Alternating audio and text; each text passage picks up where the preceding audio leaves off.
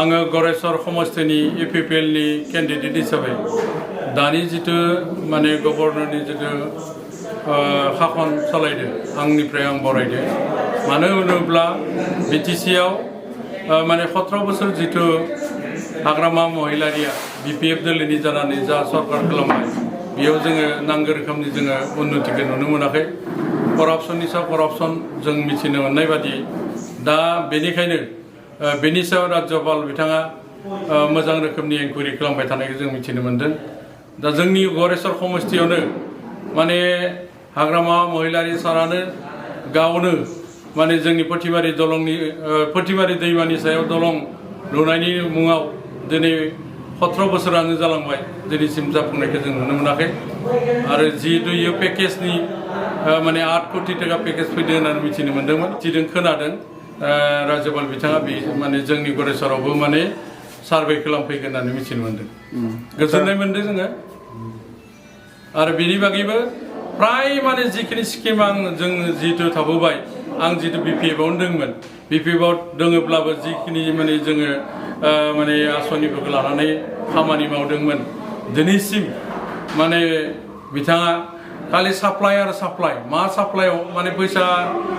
जुदि जोङो माबानि स्किमनि एगेन्स्टआव लानो थाङोब्ला ट्रेनजिटआव लागै सहैब्लाबो बिथाङा माने हरसेनि गेजेरावनो माने साप्लाइआव दानजोबना लांबाय होननानै मिथिनो मोनो दिनै माने दिनैसिम सरकारा जोबनानै थांबाय जों जिखिनि खामानि मावदोंमोन 1 कोटी 60 लाख टाकानि जों खामानि मोननांगौ बा फैसा जितु मोननांगौमोन बेखौबो जों मोननो हायाखै बेनिखायनो आङो बै दोलोखौ टेक खालामनानै फैना जोङो इउपिपि दोलोसिम 17 बोसोराव कुनु जायगायावनो कुनु माने अनुष्ठान जानायखौ जों नुनो मोनाखै उदालगुरियाव माने इन्जिनियारिं कलेज जागोन होनदोंमोन बेखौबो जों जानायखौ नुवाखै दिनै माने कक्लाबारि समस्तियाव भेटेनारि कलेज जागोन होनना बुंनाय खोनादोंमोन माने BPF दोलोनि नेतृत्वआव खिन्थु दिनैसिम जों आधा किलाखौबो नुवाखै दा हिसाबै कुनु अनुष्ठाननि जोङो माने उन्नति जानायखौ नुनो मोनाखै बे हिसाबै माने दिनैनि जितु माने बायदिसिना माने बिफाननि जिखिनि खामानिफोर सब आदुरा आरो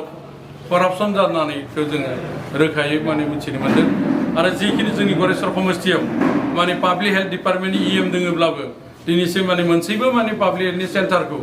दिनै माने मोजाङै फोसाबखांनो हायाखै आरो बेनि बागैबो जिखिनि माने आयनाव माने होदोंमोन महेश्वरनि दिनै माने 1500निफ्राय 20 जनाव जितु महेश्वर बिथाङा दंमोन सब आदुरा जाना थानायखौ जों नुनो मोन्दों आरो बेनि बागैबो